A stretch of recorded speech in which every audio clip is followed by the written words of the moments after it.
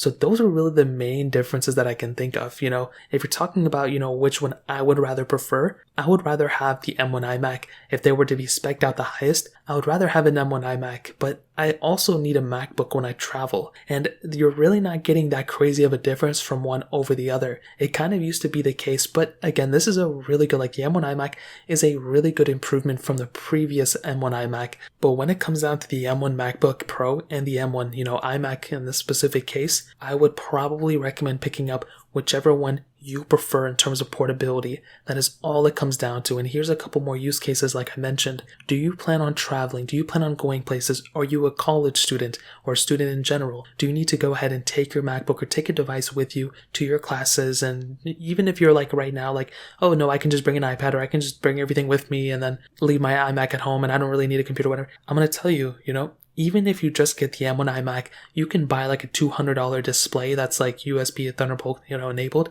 Even if you don't buy a display, you can still use the MacBook and the iMac, and you're essentially getting almost the same features. You're getting studio quality mics apparently from both of them. You're getting the M1 chipset, almost the same performance. Everything is almost roughly around the same. I, again, would not buy one over the other, but my workflow, I would rather be using an iMac than a MacBook Pro, to be honest. But I'm just so, the MacBook is just already docked to a display. It's almost like I'm using an iMac every single day. So that's essentially it. I think the best bang for your dollar is probably the iMac. That display in and of itself is a humongous asset. It's one of its biggest features. That display is a very good display and it's very thin. I don't know if that's a feature or not, but you have that capability. But the screen is a very good screen, better than my MacBook, I would probably assume. But again, if you already have a display, if you already have a 4K or 5K display, you already have a Thunderbolt feature on it, you might want to just go ahead and get a MacBook. It may be the better option for you, but I think in my opinion, the iMac is a better deal.